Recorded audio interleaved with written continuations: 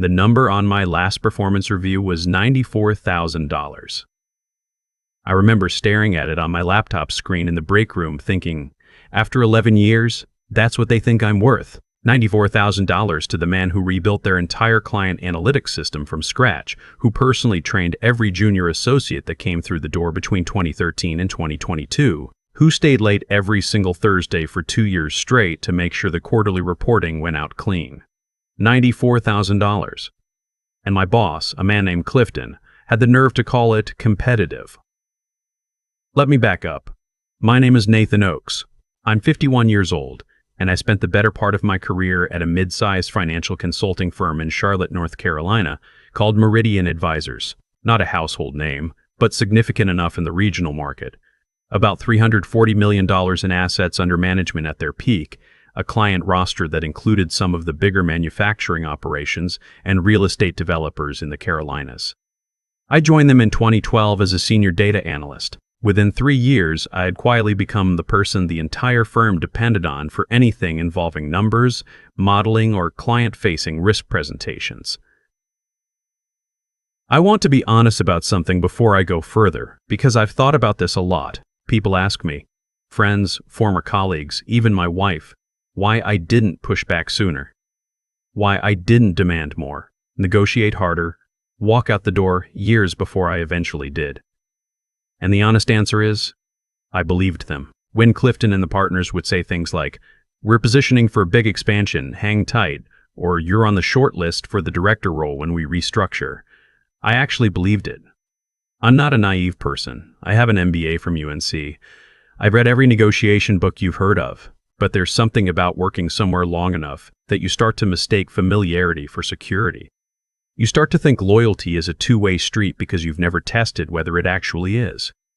I tested it in March of 2023. The firm had just closed a particularly strong fiscal year. I knew the numbers because I had built the models. Revenue was up 22% year over year. We'd expanded into a new service line, ESG compliance consulting, that I had personally developed the data infrastructure for. I had spent 4 months building that framework, 4 months of weekends and early mornings, learning an entirely new regulatory landscape, building client-ready dashboards that our sales team was already using to close deals. Clifton had presented the ESG framework at our company-wide meeting in January and not once mentioned by name. I asked for a 15% raise. Not a director title, not equity.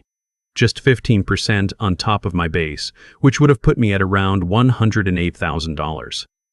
That's it. I had a whole document prepared. Comparable market salaries from Robert Half and LinkedIn Insights, a bullet list of deliverables from the past 3 years, the projected revenue from the ESG framework for the next 2 fiscal years. I had done this the right way. Clifton asked me to sit down across from his desk. He looked at my document for maybe 45 seconds. Then he leaned back in his chair and smiled.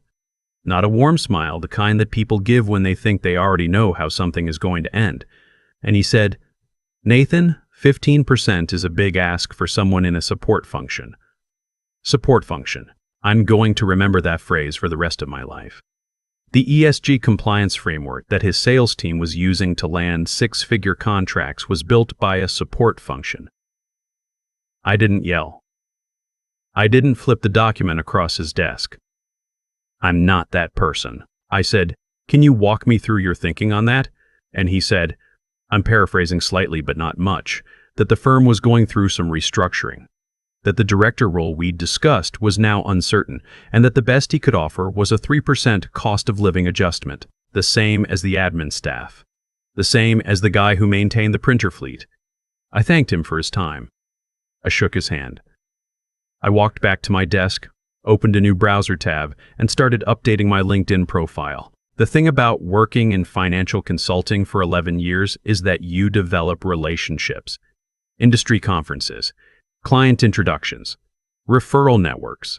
And if you're good at what you do, actually good, not just reliably present, people remember you. One of those people was a woman named Elise Tanner, who I had met at a Carolinas Financial Analysts Society event back in 2018.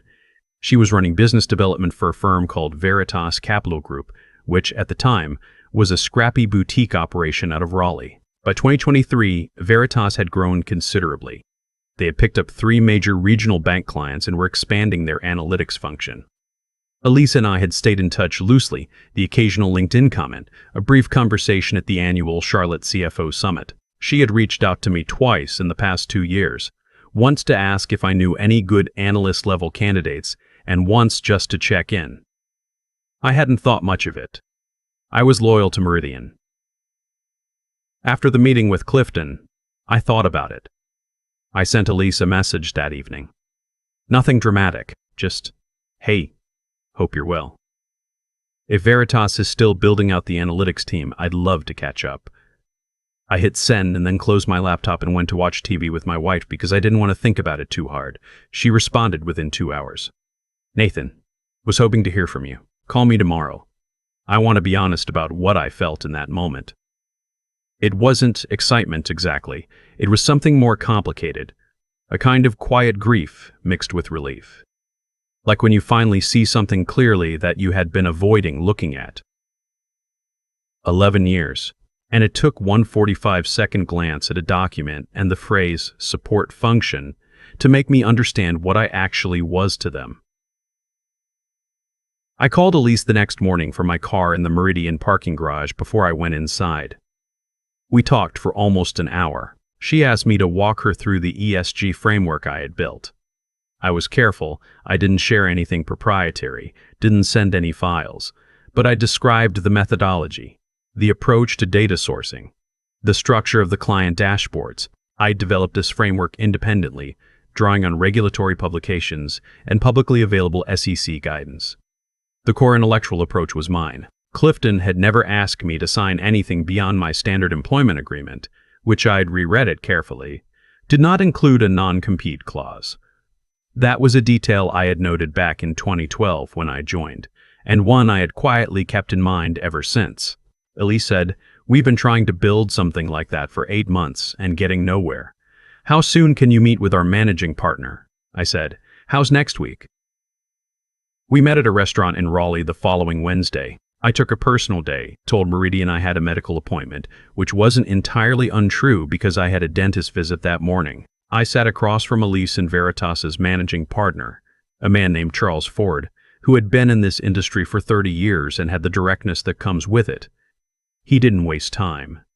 "What would it take to get you here?" Charles asked, before the appetizers arrived. I had thought about this carefully.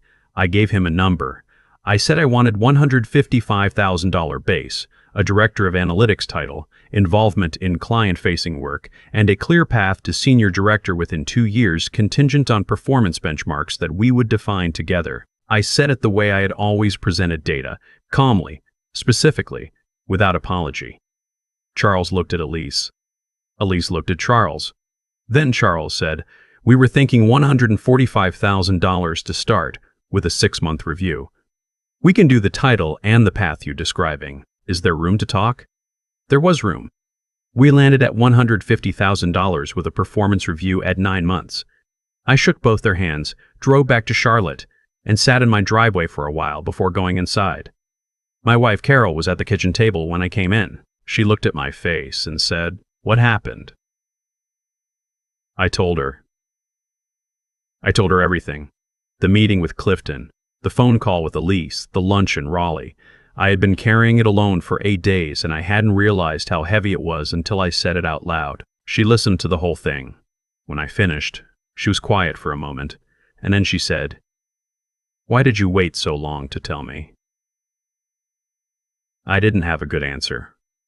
I think some part of me had still been hoping Clifton would come back and say he had reconsidered. I had given them 11 years. I think I wanted to believe they were worth it. I gave my 2 weeks' notice on a Monday morning. I sent an email to Clifton and CC'd HR. Professional, brief, no specific reason beyond, "I've accepted another opportunity." Within 20 minutes, Clifton was at my desk. He didn't ask me what it would take to stay. That was the thing I noticed first. He launched straight into logistics, transition timeline, documentation handoff, what client contacts I would introduce to my replacement, as if he had already moved past the part where there might have been a conversation. I answered his questions, and then I said quietly, "I want you to know that I've given this company everything I had for 11 years. I hope the next person in this role gets treated accordingly." He looked a little startled by that, like he hadn't expected me to say anything at all beyond yes and no. The 2 weeks were unremarkable. I documented what I could. I was professional with everyone on my team. None of this was their fault. My last day, a few of the junior analysts took me out for lunch. They asked me where I was going, and I said I was headed to a firm in Raleigh. One of them, a young woman named Sophie, who had been with Meridian about 18 months, got very quiet. Later, walking back to the office, she pulled me aside and said, "Nathan, I don't know if this is appropriate to say, but is there anything at the new place? I've been passed over twice for the senior analyst opening here, and I'm starting to think it's not going to happen." I told her to send me her resume. Here's the part I hadn't anticipated, and the part I am most proud of. In my first 3 months at Veritas, I referred 4 people from my former team. Not all of them ended up there. 2 went to other firms. 1 decided to stay at Meridian, but Sophie joined Veritas as a senior analyst 4 months after I did. 2 others followed over the next year. I didn't orchestrate anything formal. I just told Charles and Elise honestly, there are good people at Meridian who are undervalued. If you need to grow the team, let me make some introductions. They appreciated that. It turned out to be one of the better business decisions I made in my first year there. Now, here's the part of the story that I find genuinely difficult to tell without sounding like I'm enjoying it. Because I want to be clear that what happened next was not something I engineered or wanted.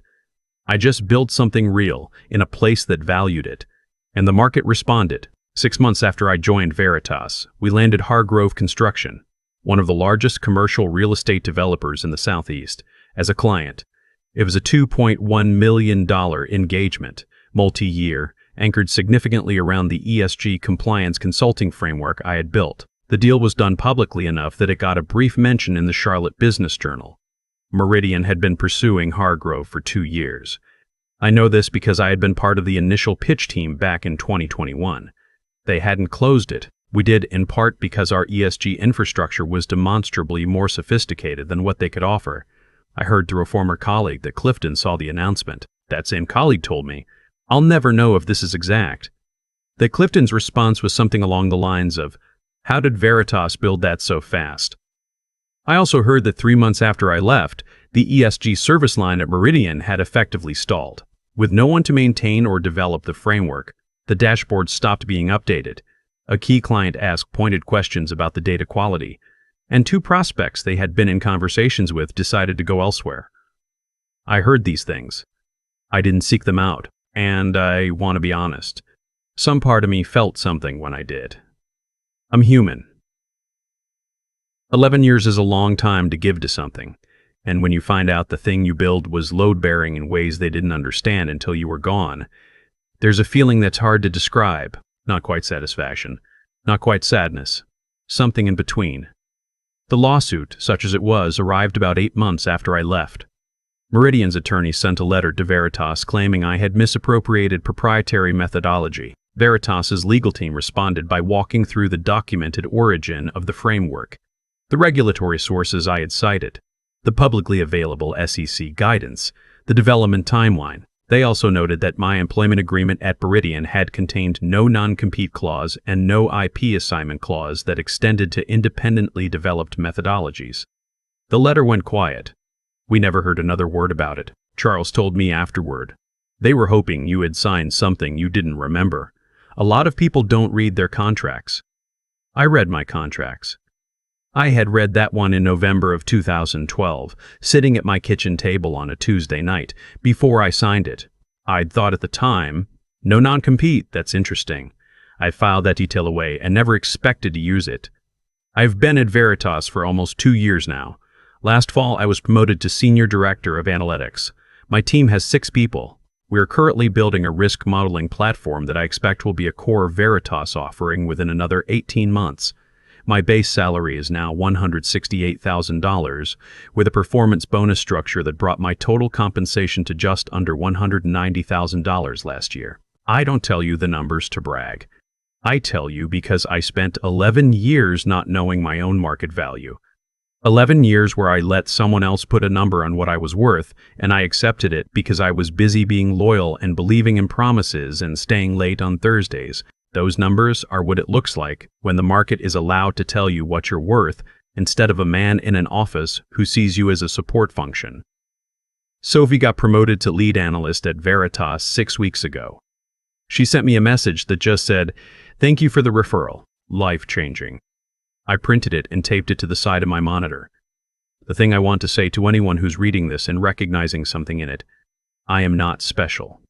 I am not uniquely talented or uniquely brave. The only thing I did differently, ultimately, was that I finally stopped accepting the numbers someone else gave me and went to find out what the real number was. That's it. That's the whole story. Know what you've built. Document it. Read your contracts. Know exactly which parts of your work are yours. And if someone looks at 11 years of your work and calls you a support function, let them figure out exactly how load-bearing that support was. I've thought a lot about what the word support actually means. In engineering, a support structure is the thing that keeps everything else from collapsing. You remove it, the whole building comes down. Clifton used that word thinking it would shrink me. It didn't. It just finally made me see clearly what I had been too comfortable to examine. That's the hard part to sit with, honestly. Not what Clifton did. What I allowed for 11 years before he did it. I kept showing up. Kept building. Kept filing away the non-compete clause and the unfulfilled promises and the January presentations where my name never appeared. I told myself that was patience. That was professionalism. Looking back, some of it was. But some of it was also fear, dressed up as loyalty. Fear of the unknown. Fear of walking away from something familiar even when familiar had quietly stopped being good. What I've come to understand is that there's a cost to that kind of waiting, not just financially, though the gap between $94,000 and $190,000 is not a small thing, and I want to be honest about that because pretending money doesn't matter is its own kind of dishonesty. The real cost was something harder to put a number on. It was the slow erosion of knowing what you're actually worth. When someone else sets your value for long enough, you start to forget that you have any say in the matter. You start to mistake their ceiling for your ceiling. The moment I called Elise from that parking garage, something shifted, not because I was suddenly brave. I wasn't. My hands were not entirely steady when I hit send on that first message.